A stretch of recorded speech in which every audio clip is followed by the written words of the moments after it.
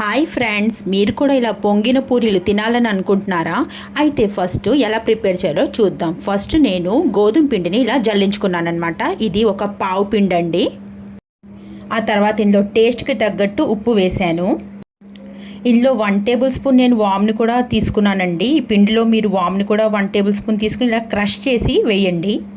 ఆ తర్వాత దీన్ని బాగా మిక్స్ చేసుకోండి.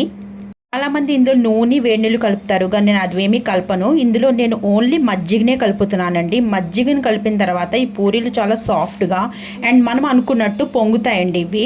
సో దీంట్లో నేను మజ్జిగేసి కలిపాను. 15 నిమిషాలు రెస్ట్ ఇచ్చిన తర్వాత ఇలాగ చేసుకుని వీటిని వేడి వేడి నూనెలో వేయించుకోవాలండి.